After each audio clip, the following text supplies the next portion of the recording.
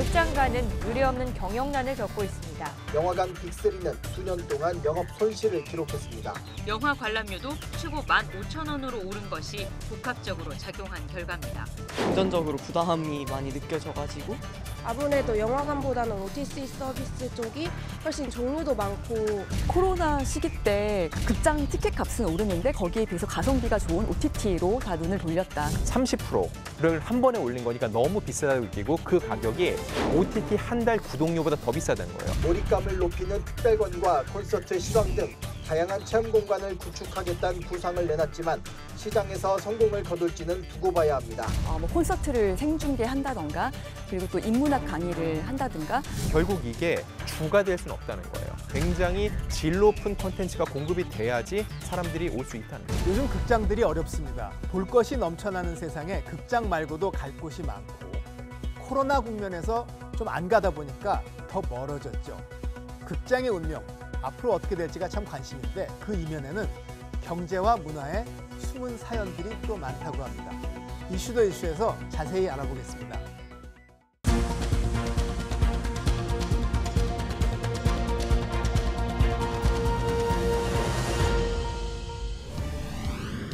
남들 하나는 속 깊은 이야기를 해봅니다. 안녕하세요. 이슈 더 이슈 박찬입니다. 극장, 시대 변화와 함께 그 모습이 많이 달라졌는데요. 한때 주먹들이 오가던 유흥가에서 문화의 중심으로 또 쇼핑몰이나 상권 개발의 중심까지 나름의 역할이 있었는데 볼 것이 너무나 많아진 세상에 지금 자리를 좀 잃고 있습니다. 그 전망과 의미 안진용 문화일보 기자 그리고 윤성은 영화평론가와 함께 같이 생각해 보겠습니다. 두 분 안녕하십니까? 안녕하십니까? 이 역사물에 보면 영화하고 극장 얘기가 나옵니다. 보면 활동사진, 변사 이런 거 나오다가 우미관, 단성사 이런 거 나오거든요. 그때 극장은 지금하고 다른가 봐요. 네, 영화사 초기로 거슬러 올라가다 보면요. 영화가 지금처럼 길지 않고 1분 미만의 단편부터 시작을 하게 됩니다. 그렇기 때문에 한국 최초의 극장으로 사용됐던 공간 자체도 상설 영화관은 아니었고요. 1903년에 동대문 안에 위치한 한성 전기 회사의 그 기계 창고가 영화관으로 사용되었다는 그런 기록이 있는데요. 상설적으로 영화를 상영하는 공간은 아니었습니다. 그렇게 하다가 1907년에서 생겨난 그 극장을 보면은 종로 2가에 우리가 잘 알고 있는 단성사 있었고 또 영흥사 또 장안사 같은 그런 극장들이 생겨났습니다. 그래서 그때부터는 원래 처음에는 공연을 했었던 극장이었지만 이제 그 10년대, 20년대 가면서 영화를 주로 상영하는 그런 공간으로 변모하게 되었습니다. 그러니까 일제 때다 보니까 그 당시 뭐 가부키나 이런 일본 공연을 하던 것도 있었겠군요. 이제 일제 강점기 이전에는 이제 우리 공연들도 했었지만 그 전에 네, 그때부터 이제 시작된 그 극장들이 나중에는 영화를 상영하는 공간으로 바뀌게 된 거죠. 우미관 하면 사실은 지금 나이 좀 있으신 분들한테는 저 종로 뒷골목에 아주 우중충한 재개봉관이에요. 근데 이 김두한 영화 이런 거 나오면서 우미관 난데없이 이제 유명해졌습니다. 이게 세월이 많이 바뀐 거예요, 그러니까. 네. 예, 이게 젊은 세대들한테는 그 야인 시대 같은 드라마 속에서 우미관이 등장하는 걸로 익숙하기도 할 텐데 일단 서울 갔다 왔다면서 우미관 안 갔다 왔다 하면 거짓말이다 할 정도로 굉장히 명소였다고 하고요. 그때만 해도 극장에는 나무 의자가 비치돼 있어서 한 1000석 정도 규모였으니까 상당했겠죠. 그럼에도 불구하고 주변에 항상 2000명 정도가 있을 정도로 이 우미관의 인기가 대단했다고 해요. 그러니까 지금의 만원 사례라든지 또 줄서기 그런 거의 원조격이 아니었나 생각이 들고요. 그러다 1928년에 유성영화, 이 소리나는 활동사진이라고 하죠. 유성영화를 상영하면서 본격적으로 영화관으로서의 역할을 하기 시작했습니다. 그러다가 한국전쟁 직후에 전소되는 일도 있었는데 이후에 다시금 장안빌딩 뒤편으로 옮겨져서 1960년대부터 활동을 해왔는데 이때만 해도 유명 작품보다는 좀 한물관, 재개봉관으로 전락을 하다가 결국 적자 운영에 시달리게 됐죠. 그러다 1982년 11월에 결국 문을 닫게 됐습니다. 근데 TV가 본격 보급되기 전에 정말 이게 영화에 어떻게 보면 뭐 볼 게 없었으니까 참 전성기였는데 그 무렵에는 그 지역에 이 할거하는 영화관들이 힘이 무지 셌다고 하더라고요. 네, 그렇습니다. 뭐 TV가 그 각 가정에 보급되기 전에는 영상이라고 하면 영화관에 가서 보는 것밖에 없었거든요. 그렇기 때문에 그 서울 우리 충무로에는 대한극장이 대표적으로 자리하고 있었고, 뭐 대구에는 또 한일극장, 부산에는 부산극장, 광주에는 광주극장, 대전에 중앙극장 같은 것들이 계속 생겨나서 지역의 어떤 랜드마크고 또 약속 장소를 잡을 때 항상 이 극장 앞에서 만나자 이렇게 해가지고 그 어떤 그 공간의 의미가 여러 가지로 확대됐던 그런 이제 시기가 있었고요. 1950년대 중반부터는 이제 한국 전쟁 끝난 다음에 상당히 그 영화 편수라든가 또 영화가 장르가 다변화된다든가 이제 한국 영화사에 많은 변화가 있었던 그런 시기입니다. 그럴 때도 이 영화관들이 지역의 어떤 문화적인 중심지로서 큰 역할을 했습니다. 극장이 지역의 중심이다 보니까 옛날에 그 교통 정보 나오면 뭐 어디 미아리 무슨 극장 사거리 이런 거 나중에는 극장 없어져도 네. 그 지명을 계속 썼는데 네. 문제는 이게 점점 세상이 바뀌지 않습니까? 근데 바뀌기 전에 영화 하시는 분들은 영화가 제일 힘이 센 게 50년대 말이라고 해요. 그때 이제 자유당 시대 이른바 막 그 국책영화도 있고 요 무렵이 이제 그 임화수 이런 분들이 막 그 경무대 업고 막 하시던 시절이래요. 어떻게 밀어준 건가요? 사실 원래 영화나 공연을 보러 갈 때 입장세라는 게 있었대요. 입장세라는 게 이렇게 장소 입장료에 부과되는 세금인데 결국 세금이 많이 부과될수록 입장료가 비싸지면 사람들이 적게 가겠죠. 이게 1938년 시행 초기에는 5에서 10% 정도였는데 이후 60%가 치솟은 거죠. 그랬던 걸 1954년 이승만 당시 대통령이 국산 영화 입장세를 전면 면제를 해준 겁니다. 그러니까 최고 60%까지 올라갔던 세금이 빠지면서 가격이 내려가겠죠. 그만큼 주머니가 가벼운 서민들도 영화를 더 자주 많이 볼 수 있게 되면서 이 시장이 활성화될 수 있었는데 왜 최근에 그 신영균 씨 원로 배우시죠. 이분이 이승만 기념관 건립 사업에 4,000평을 기증한다는 얘기를 했는데 관련해서 제가 전화 통화를 했었거든요. 왜 그런 걸 하게 되냐 했는데 이승만 대통령과 실제로 만난 적도 있었고 그 당시 영화적으로도 굉장히 부흥하는 시기였기 때문에 영화인의 한 사람으로서 고마움을 느낀다고 하더라고요. 딱 그 시기에 그런 정책적인 뒷받침이 있었기 때문에 한국 영화가 말씀하신 대로 1950년대 말부터 크게 부흥을 했던 것 같습니다. 그런데 도대체 그때 자유당 시절 얘기를 들어보면 배우들이 가만히로 돈을 가져갔대요. 지방업자들도 뭐 그냥 영화 하나 대박 나면 몇만 평씩 샀다고 그러더라고요. 어떤 영화를 어떻게 만들었길래 그렇게 돈을 벌었나요? 당시로서는 그 영화 제작비가 지금처럼 비싸지 않았고요. 이제 배우들만 있으면 사실 이제 스태프들이랑 같이 영화를 찍는 거는 굉장히 쉽게 이루어졌던 시기 같습니다. 지금의 어떤 제작 시스템이랑은 많이 다르니까요. 그리고 뭐 한 배우가 1년에 10편 이상의 영화를 찍을 정도로 그렇게 이제 많은 영화들에 말하자면 이제 겹치기 출연을 하게 되는 거죠. 아무래도 스타들이 조금 드물었던 시기이다 보니까 몇몇의 스타를 중심으로 한 영화 제작이 이어지면서 그 관객들도 이제 그런 데 익숙해지고 그랬던 시절이기 때문에 그 인기 있는 스타 감독과 배우들이 만나면 그렇게 이제 흥행을 몇몇의 이제 그 배우와 감독들에게 그 흥행 수입이 좀 집중적으로 돌아갔었던 시대가 있었던 것 같고요. 그래서 정말 일단 영화 찍고 그 흥행 수입으로 자루에다가 그 현금을 다 실어가지고 여관에 가서 막 스태프들이랑 다 술 마시는 데 쓰고 한 일주일 정도 지난 다음에 다시 나와서 또 영화를 찍고 뭐 이랬다라는 그런 기록도 있을 정도입니다. 자, 지금 이제 50년대 그 자유당 말기에서부터 60년대 초중반의 그 시대에 영화 부흥기를 말씀해 주셨어요. 뭐 TV 전에 뭐 막강했죠, 사실. 네네. 그때 극장은 어떤 역할을 한 건가요? 사실 그때 극장은요. 이게 단순히 흥행작을 선보인다 이상으로 그거 왜 보면 시작 전에 뭐 대한뉴스라든지 이런 식으로 해서 좀 선전하는 거, 나라의 정책적인 것도 그렇고 사람들이 이렇게 한데 많이 모이는 일이 많지 않잖아요. 그런 곳에서 이렇게 정책적으로 좀 더 홍보할 수 있는 기회로 삼기도 했고요.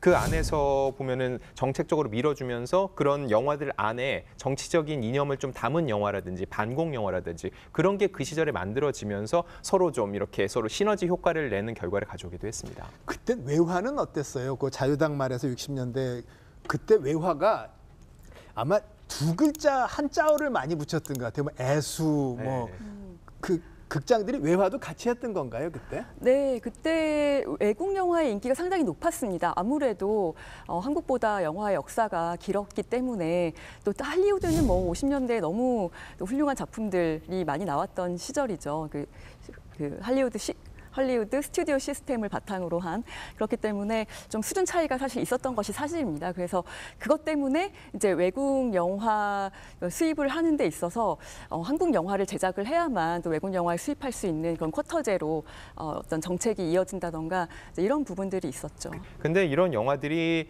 어쩔 수 없이 말씀하신 대로 더 인기가 좋을 수밖에 없어요. 왜냐하면은 스케일이 다르고 영화의 만듦새, 스토리가 훨씬 더 짜임새 있으니까요. 다만 이거를 견제하는 수단으로 아까 제가 입장세 말씀드렸죠. 한국 영화에 대해서는 입장세를 1954년을 기점으로 없앴는데 외화에 대한 입장세는 계속 높이 부과한 겁니다. 그래서 같은 영화관에서 영화를 상영을 하는데도 외화를 보기 위해서 돈을 더 지불해야 되는 거예요. 그럼 주머니 사정이 넉넉한 사람들은 외화를 부담 없이 보겠지만 그렇지 않은 사람들은 상대적으로 한국 영화를 더 많이 선택할 수밖에 없고 이게 결국은 한국 영화 산업을 진흥시키는 하나의 길이 됐던 것으로 보입니다. 그렇군요. 지금 영화 얘기하면 우리가 충무로란 말이 나옵니다. 그게 옛날 중앙대병원에서부터 이렇게 해서 스카라 극장, 농보극장, 살짝 옆에 대한극장 쭉 가면 이제 그 어디 옆으로 국도극장, 그다음에 피카디리 단성사까지 요 골목인데 왜 이 지역이 영화 산업의 중심이 된 거예요?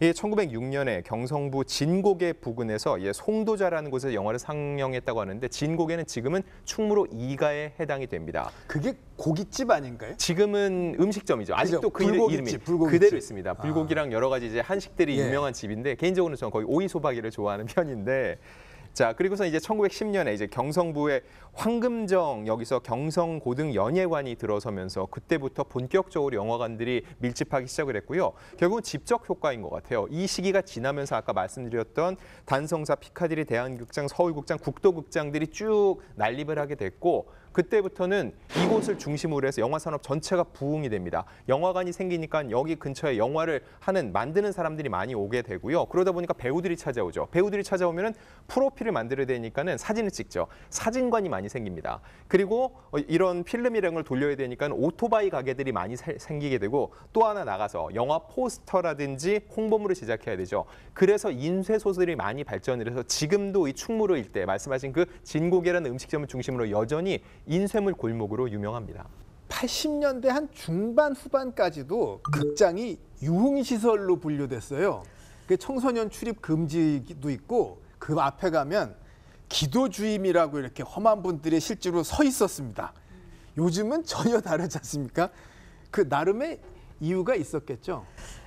방금 이제 말씀하신 부분이랑 연결되는 것 같은데요. 그러니까 말하자면은 그 영화관 충무로가 어떤 영화의 중심지가 되었던 건 영화관을 중심으로 했었던 것이고 그 이유는 결국 사람들이 많이 모이는 그 시내였기 때문입니다. 그러다 보니까 거기 이제 유흥시설이 많은 거죠. 영화관 뒷골목에 가면은 유흥시설이 많고 뭔가 좀 홍등가라고 해야 될까요? 이제 그런 시설들도 있다 보니까 아무래도 이제 그쪽에 계속 다니게 되는 그런 학생들의 경우에는 좀 불량 학생으로 분류되는 경우가 많이 있었고 그리고 예전만 하더라도 기억하시는지 모르겠지만 뭐 80년대 90년대 초반까지만 하더라도 극장의 시설들이 상당히 이게 좋지 못하고 이렇게 지하에 있는 뭐 영화관 이런 데 가면 담배를 피는 사람들도 굉장히 많았고요. 그러니까 어둡기 때문에 좀 이제 밝은 데서 하지 못하는 그런 행동들도 하는 그런 사람들이 많이 있었기 때문에 아마도 좀 청소년 유해 시설로 좀 분리가 됐었던 게 아닌가 싶습니다. 극장이 말씀처럼 유흥시설로 분류가 되다 보니까 이 영화 제작하고 수입하고 배급하고 이런데 다 그 주먹 쓰시는 분들의 얼굴이 나옵니다. 적어도 영화나 소설에선 그랬어요. 실제로도 그랬습니까? 이게 저도 너무 궁금하더라고요. 실제로 그랬는지 보니까는 일제강점기 때부터 그 일본인들 중에서도 소위 말하는 건달들이 영화 산업을 많이 이렇게 진두지휘해 왔다는 거죠. 그래서 사실 왜 충무로의 이름이 충무로일지 이것도 찾아봤는데 충무하면 떠오르는 게 뭐가 있으신가요? 충무공. 그렇죠. 실제로 충무공 이순신이 이 근방에서 나고 자랐기 때문에 이름을 붙이는데 명보극장 뒤쪽에 사셨다고 네, 하죠. 그래서 거기 이렇게 기념비도 지금 있는 상태고요. 그러다 보니까 여기 일제, 당시엔 혼맛지라고 불렀죠. 일제 잔재들이 많이 남아 있으니까 이걸 누르기 위해서 충무공의 기운이 필요해서 충무로를 이름 지었다. 이런 유래도 하나 있거든요. 그만큼 일제 때부터 이 사람들이 일본 사람들이 영화 산업 관련돼서 이쪽에 많이 해왔는데 해방 이후에는 이걸 그대로 어쩔 수 없이 비슷한 일을 하는 또 한국의 건달들이 받게 됐다는 거죠. 그래서 우미관 하면 김두한, 평화극장 하면 이화수가 자연스럽게 연관이 되는 건데 근데 단순히 한국뿐만 아닙니다. 홍콩에서도 이제 삼화폐가 이런 골든하베스트라든지 그런 영화 산업을 장악을 한 것처럼 기본적으로 쇼 비즈니스 쪽에는 건달들, 이런 깡패라고 하는 사람들이 연관되는 경우가 많이 있습니다.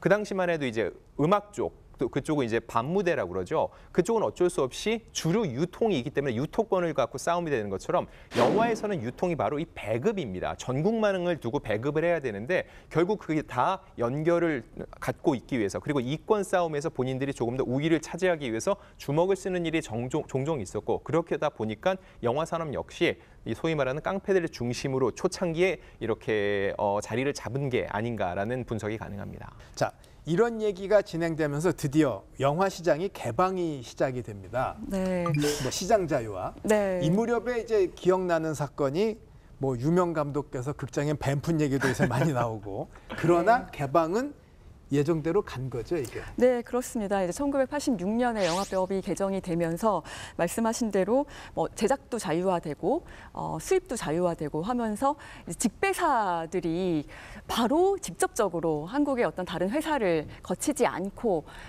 영화를 개봉할 수 있게 된 것입니다. UIP. 네, 지금은 이제 UPI로 이름이 바뀌었는데 유니버설사죠. 그 회사에서 배급한 위험한 정사가 정말 그 많은 그 영화인들의 반대에도 불구하고 그 88년도에 9월달에 이제 개봉을 했는데요. 그때 이제 말씀하신 그 유명한 배물푼 사건이 발생을 하는데 그게 한 번이 아니라 이제 여러 번 있었습니다. 네, 그래서 그 코리아 극장에 뭐 4마리, 또 신영극장에서는 뭐 여자 화장실에 한 10마리 정도를 발견했다고 얘기하는데 뭐 이렇게 그 뱀이 무서워서 영화를 궁금하지만 영화가 뱀이 무서워서 이제 극장에 가지 못하는 관객들이 있었다고 합니다. 네, 요 얘기의 이면에는 사실 영화 수입 자유화인데 스크린 쿼터 제도라는 게 있지 않습니까? 네. 뭐 이거 없앤다고 뭐 시위하고 뭐 시위하러 나온 여배우는 벤츠를 탔다부터 별의별 얘기가 있었는데 스크린 쿼터 이게 어떤 내용이고 어떻게 변했는지 좀 설명을 해주시죠. 일단 스크린 쿼터는요. 일제 감점기에도 있었습니다. 1935년에 있었는데 이게 없어졌다가 1967년에 다시 시행이 됐거든요. 그런데 그 당시의 날짜는 146일. 1년으로 치면은 약 40% 정도는 한국 영화를 틀어야 된다. 단관이니까. 그렇죠. 그리고 기본적으로 외화를 사람들이 더 많이 찾으니까 한국 영화가 사람들이 덜 보게 되잖아요. 노출도 덜 되고 돈도 덜 버니까요. 그러니까 의무적으로 40%, 146일은 이걸 상영을 하라는 건데 말씀하신 그런 투쟁이 삭발 투쟁까지 벌였죠. 그게 언제냐면 1990년대예요. 한미 투자협정을 앞두고 요청을 했습니다. 스크린 쿼터를 축소해달라. 그때 절대 안 된다. 그럼 한국 영화가 고사한다라고 해서 다들 영화인들이 길로 뛰쳐나와가지고선 투쟁을 하고 현수막을 붙이고 삭발 투쟁까지 벌였던 건데 그래서 그 당시에는 이걸 고수를 했습니다. 근데 결과적으로는요. 2006년에 한미 FTA와 함께 절반으로 줄어들었어요. 73일로. 근데 아무런 이상이 없죠. 이게 1990년대 말 되면은 이 시기가 IMF와 맞물려서 영화 시장에도 큰 변혁이 부는데 그때 IMF 때문에 금모으기를 할 때였거든요. 그때 개봉한 영화가 타이타닉이었어요. 근데 타이타닉을 보지 말자는 붐이 일었습니다. 왜냐하면 타이타닉을 500만 이상이 보면은 금모으기 운동이 허사다 이런 말까지 나왔었거든요. 별개의 문제인데 이걸 연관을 지은 거죠. 하지만은 500만을 넘겼습니다. 당시에 전 세계 흥행 1위를 했으니까요. 근데 비슷한 시기에 한국 영화 중에서는 쉬리가 역대 서울 관객 최고 기록을 냈거든요. 결국 본인들도 느낀 거죠. 이런 스크린 쿼터가 유지가 안 되면 한국 영화 모두 망할 줄 알았는데 그 기점으로 해서 오히려 경쟁력을 얻게 되고 이제 스크린 쿼터를 신경 쓰지 않아도 한국 영화가 충분히 경쟁력이 있고 가만히 둬도 한국 영화를 더 많이 상영을 하게 되는 분위기가 조성이 됐다는 거죠. 근데 그 시기만 해도 워낙 외화를 사람들이 많이 찾으니까 한국 영화를 한 편 만들면은 외화 한 편을 수입해서 틀 수 있는 권한을 줄 정도였으니까는 얼마나 많은 사람들이 한국 영화 만들기보다는 외화를 갖다가 틀고 싶어 했는지 알 수 있습니다. 스크린 쿼터를 해서 우리 영화를 보호했기 때문에 외국 영화를 이기게 된 걸까요? 아니면 이길 수 있는데 틀어막고 이익을 지킨 걸까요? 저는 상호작용 둘 다 맞다고 봅니다. 결국은 그 안에서 처음에는 저들이 최대한 상영을 적게 해야지 한국 영화를 틀 수 있으니까 그만큼 제작 환경이 좋아지겠죠. 많이 만들 수 있으니까요. 우리도 운동을 할 때 열심히 더 많이 하면 연습량이 많아질수록 실력이 좋아지는 것처럼 영화도 많이 만들어 봐야지 우리가 만드는 눈높이가 높아지는 거죠. 보는 눈높이가 높아지는 것처럼요. 그렇게 계속 보장을 해왔기 때문에 한국 영화가 좀 더 빠르게 성장할 수 있었던 것으로 분석이 됩니다. 근데 어느 날 갑자기 영화관이란 게 싹 달라졌습니다. 왜냐하면은 단관 개봉할 때 이제 그 서편제 같은 거 한 군데서 하니까 막 4바퀴 돌고 했어요. 이러다가 멀티플렉스가 나오고 예매를 시작하고 줄 안 쓰죠 이제. 그러더니 충무로 극장들이 다 그냥 뭐 좀 전 같지 않고 도대체 무슨 일이 벌어진 거죠? 그러니까요. 무슨 일이 벌어졌는지 90년대 후반에 등장한 그 멀티플렉스. 저는 이제 제가 대학 가던 시절이기 때문에 정확하게 기억을 하는데요. 너무 극장의 어떤 시설이라든가 이런 것들도 인테리어도 참 젊은 사람들이 너무나 좋아할 수밖에 없는 그런 분위기였고 그리고 또 예매를 인터넷을 통해서 할 수 있다라는 점도 너무나 큰 장점이었습니다. 그리고 무엇보다도 그 시설이라는 것 중에는 그 극장에서 가장 중요한 스크린의 크기와 그리고 사운드도 들어 있었죠. 네, 이런 것들 때문에 사람들이 이제 멀티플렉스를 좀 선호하다 보니까 이렇게 그 단관으로 되어 있는 그런 극장들, 개인 극장들은 다 조금씩 좀 인기가 없어지게 되고 사람들의 발길이 끊어지게 되고 그래서 그런 극장들조차도 또 이런 그 대기업의 멀티플렉스로 바뀌는 그런 일들이 일어났습니다. 대중 입장에서는 멀티플렉스의 등장이 관람 환경의 변화를 뜻하지만 산업적 측면에서는 산업이 완전히 바뀌는 주인이 바뀌는 변곡점이라고 볼 수 있습니다. 이전까지 제가 2000년대 초반에 이제 영화 취재를 시작하면서 가장 많이 들은 얘기가 영화인이었어요.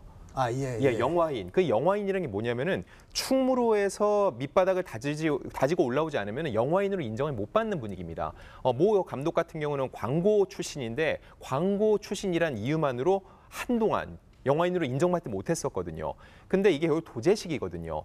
어떤 감독의 조감독이나 스텝으로 있다가 단계를 밟아서 감독으로 소위 말하는 입봉, 영화를 찍어야지 영화인으로 인정받는 이런 시스템이었는데 그러다가 이제 외국에서 이제 전문적인 영화 시스템 속에서 공부를 한 감독들이 하나하나 등장을 하고 그때부터는 이제 주먹구구가 아니라 정확한 시스템 안에서 영화를 만들고 또 상영을 해야 된다는 니즈가 생긴 거죠. 게다가 그때 마침 산업이 커지다 보니까 그때부터는 대기업 자본들이 들어옵니다.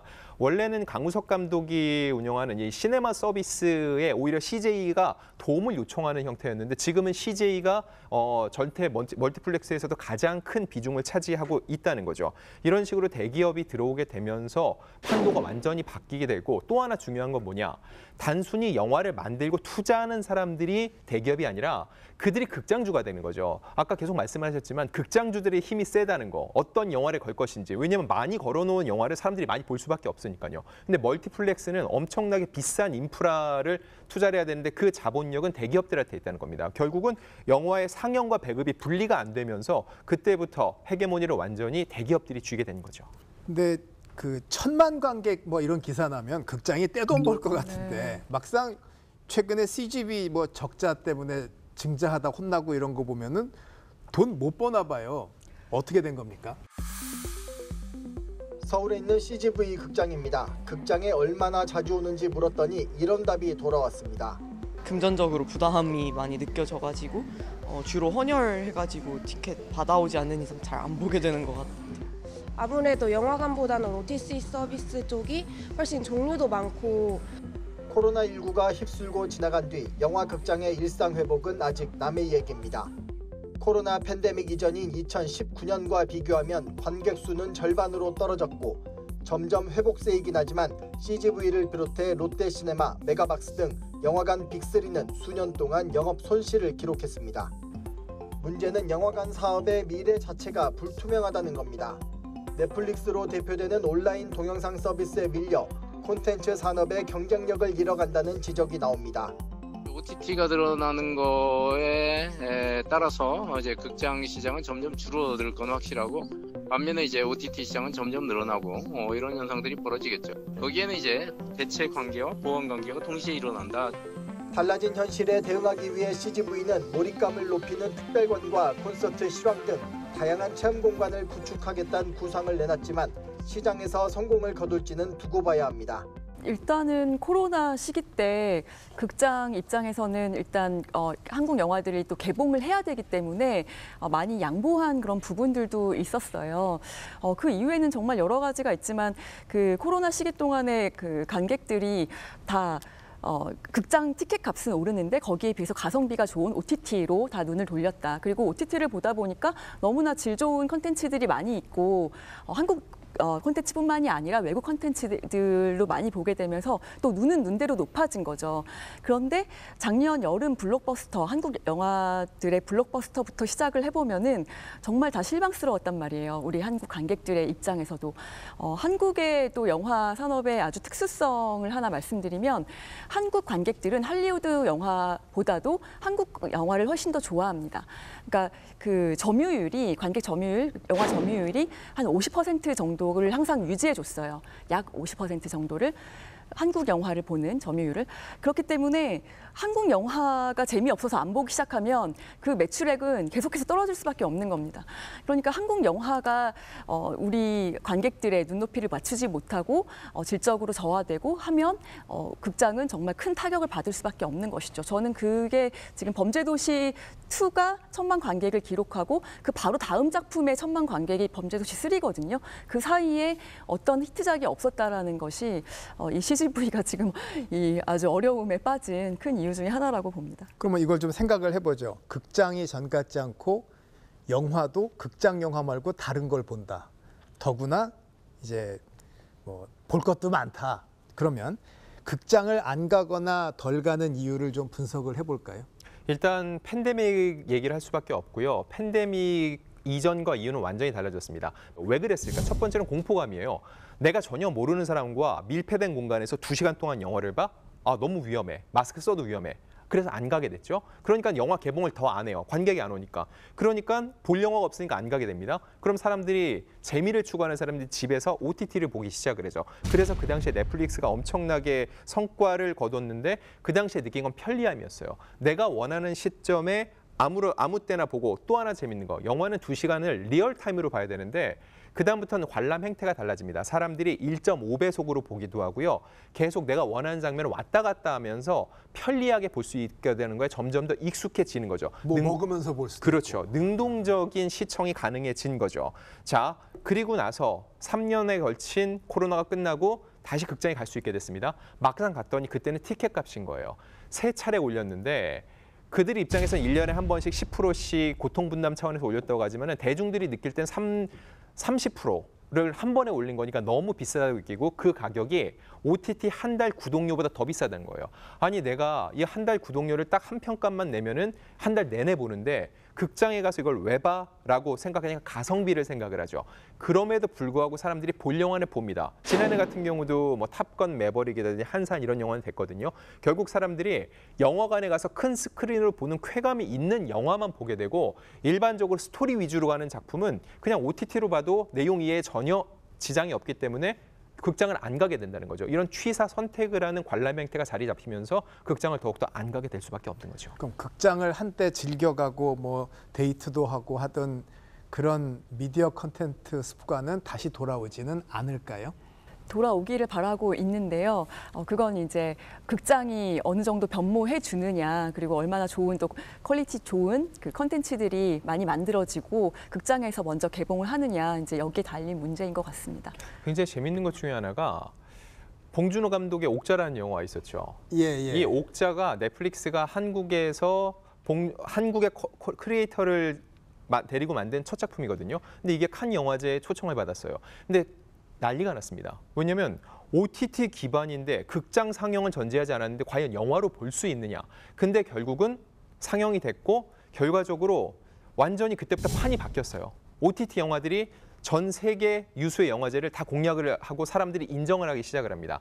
그런데 코로나 지나면서 극장이 위기인데 최근에 봉준호 감독이 로버트 패틴슨과 함께 미키 세븐틴이라는 영화를 찍고 있죠. 이 영화는 아직 개봉도 안 됐죠. 근데 예고를 하면서 온리 시어터라고 붙였어요. 영화관에서만 볼 수 있다. 어찌 보면 봉준호 때문에 영화를 이제 OTT로 보는 이게 하나의 판도가 바뀌었는데 그런 봉준호를 데리고 이제는 이건 오로지 영화관에서만 볼 수 있다라고 얘기를 하거든요. 저는 여기서 얘기하고 싶은 게 크리에이터예요. 결국은 대중이 보고 싶고 정말로 저 사람의 작품이라면은 굳이 돈을 지불하고도 봐야 되겠어 하는 그런 크리에이터들이 OTT로 많이 가 있습니다. 박찬욱 감독도 HBO 작품 찾고 있죠. 그리고 황동혁 감독, 한국에서 그 남한산성이라든지 너무 좋은 작품을 많이 찍었는데 지금 오징어 게임 찍고 있습니다. 이건 오직 넷플릭스에서만 볼 수 있어요. 이런 환경 안에서 크리에이터들을 어떻게 영화판으로 데려올 것인가. 그런 사람들이 만드는 굉장히 질 높은 콘텐츠가 공급이 돼야지 사람들이 올 수 있다는 거죠. OTT는 사실 뭐 더 다양해질 것이고 거스르기가 어려운 대세라면 OTT와 같이 사는 전략도 생각해 볼 수가 있지 않습니까? 근데 컨텐츠 만드는 입장에서 OTT는 사실 좋죠. 팔 때 아울렛이 더 늘어났으니까. 극장이 문제인데 극장의 전략을 한번 그럼 구체적으로 생각을 해볼까요? 저는 일단 그 극장에서 할 수 있는 여러 가지 그 행사들이라든가 이런 것들은 많이들 생각을 하고 있어요. 그리고 뭐 콘서트를 생중계한다던가 그리고 또 인문학 강의를 한다든가 이런 식으로 사람들이 모일 수 있는 이제 다양한 형태의 문화 공간으로 지금 만들려고 하는 그런 노력들은 있는데 저는 조금 더 앞서가자면은 지금 또 뭐 애플에서도 그 비전 프로가 나오지 않았습니까? 저는 VR의 시대를 조금 더 빨리 앞당길 수 있는 그런 계기가 됐으면 좋겠다고 생각을 하고 있습니다. 그러려면은 극장이 또 많이 인프라를 많이 바꿔야 돼요.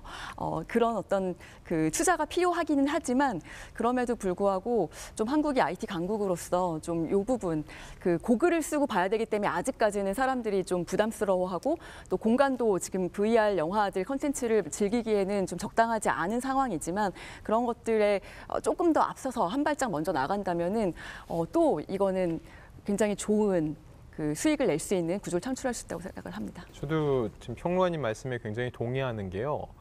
기본적으로 영화는 보는 게 아니라 경험하는 것이다 그런 얘기를 많이 하거든요. 극장이라는 공간 안에서 이걸 오감으로 다 느끼는 거지 그냥 단순히 눈으로 콘텐츠를 보는 게 다가 아니다라고 하는 건데 그거에 대해서 사람들이 충분히 느낄 수 있을 만한 어떤 걸 줘야 된다는 건데 저는 그 영상혁명이란 걸 맨 처음 줬던 게 아바타라고 생각을 해요. 근데 저는 아바타가 성공할 때도 3D 영화는 안 될 거라고 저는 기사를 썼었어요. 그 이유는 3D 안경이 너무 불편합니다.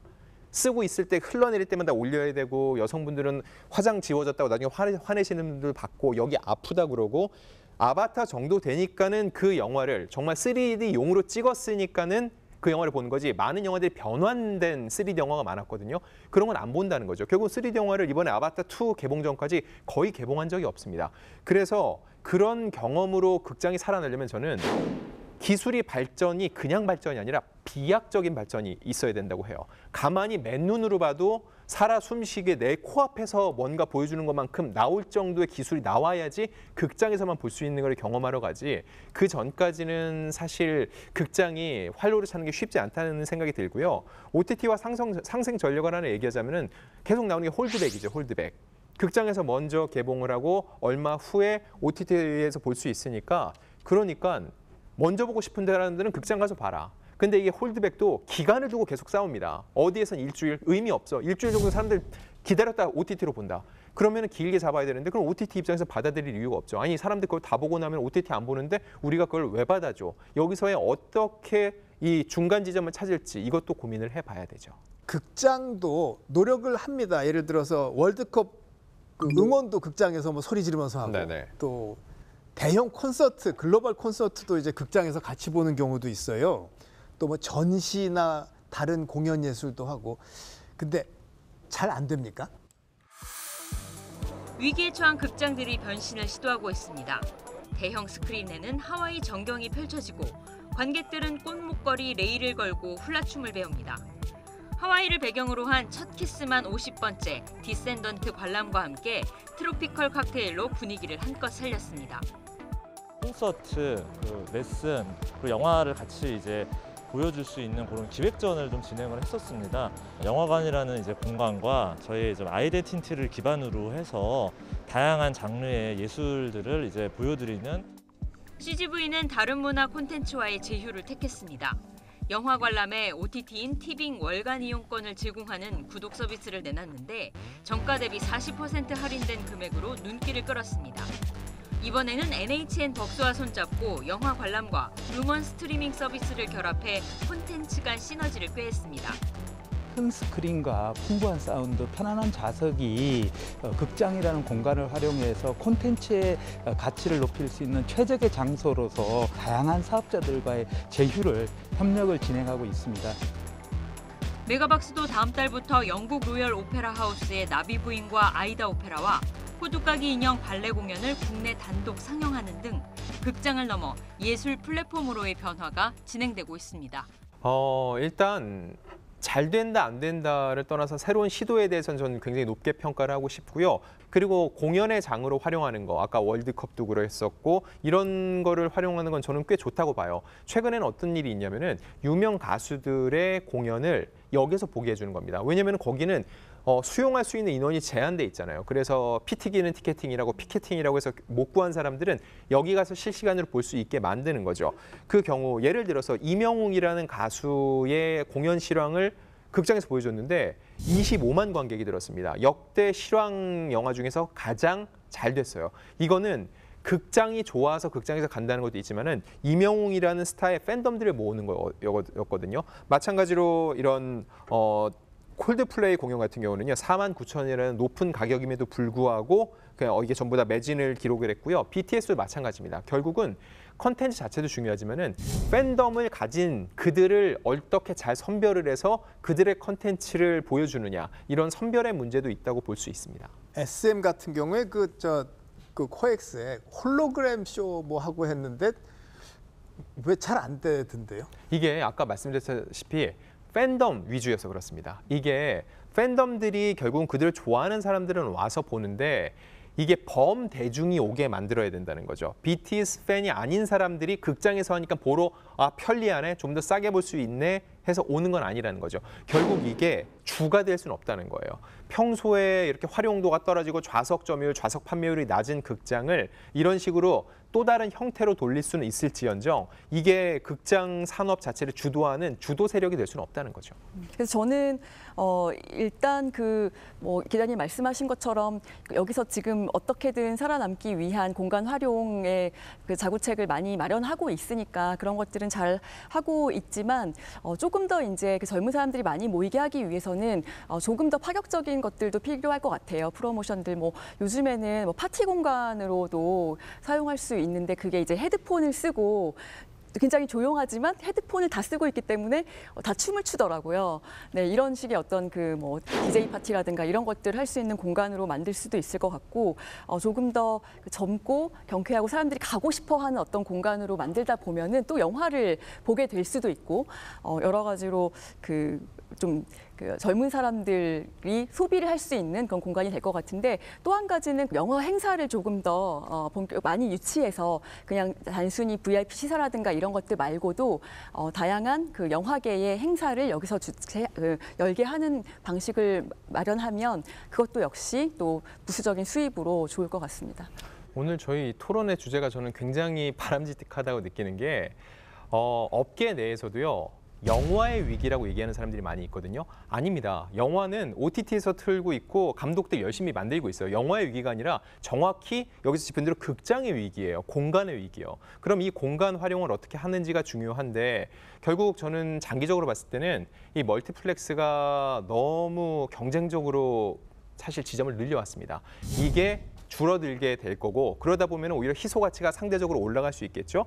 그리고 대표적으로 예를 들어서 보헤미안 랩소디 때는 싱어롱이 굉장히 화제였잖아요. 그렇죠. 사람들이 네. 그럼 그런 영화를 조금 더 공격적으로 마케팅을 해서 사람들이 와서 단순히 영화를 눈으로만 보고 가는 게 아니라 체험할 수 있게 하고 조금 더 즐길 수 있는 그런 공간으로 변모시키기 위한 노력을 계속해야 되는데 여기서 바로 저희가 정답을 내릴 수는 없고 수많은 시행착오도 있겠지만 여러 가지 경우의 수를 두고 하다 보면은요 거기에서 조금 더 성공 확률이 높은 하나의 요소를 다 찾을 수 있을 겁니다.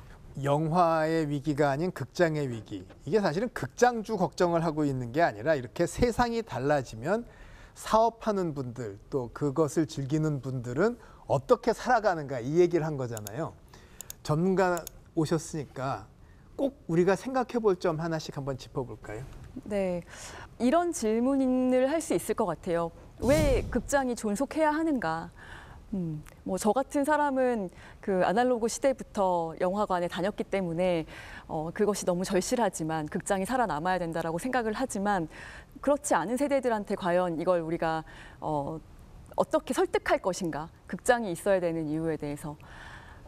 그렇다면 저는 그 영화를 만든 사람의 의도와 그 영화를 처음 찍었을 때 그 의도를 가장 정확하게 받아들이고 확실하게 흡수할 수 있는 공간이기 때문이라고 이제 말씀을 드리고 싶습니다. OTT, 스마트폰 그리고 집에서 보는 텔레비전으로 받아들여지지 않는 것들을 우리는 이제 영화관에서 영화를 볼 때는 상당 부분 인식할 수 있게 된다고 보고요. 그걸 위해서 저는 영화관이 존속을 해야 된다고 보고 봅니다. 저는 이것과 비슷한 고민과 질문을 이미 많이 받아왔어요. 어떤 거냐면은 저는 신문 기자잖아요. 신문이 존속할 것인가? 이 질문을 계속 받거든요.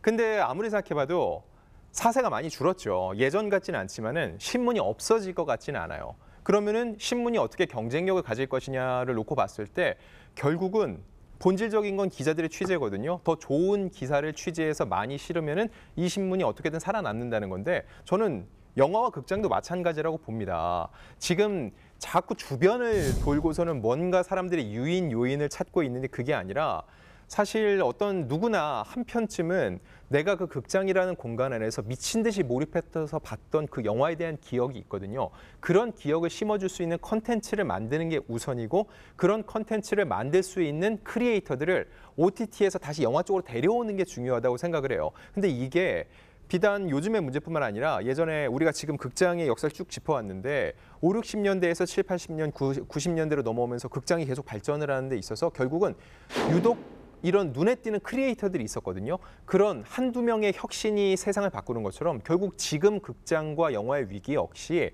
그런 크리에이터들이 놀랄 만한 컨텐츠를 가져오면은 아바타는 여전히 제임스 카메론이 만들어내니까 사람들이 전 세계에서 다 보잖아요. 그런 컨텐츠를 만들려는 노력. 그러면 사람들도 그런 컨텐츠를 굳이 극장에 가서 돈을 주고 보려는 노력을 해줄 거라고 생각합니다. 덜 잘 사는 나라에서 영화와 극장이 힘이 센 경우가 많습니다.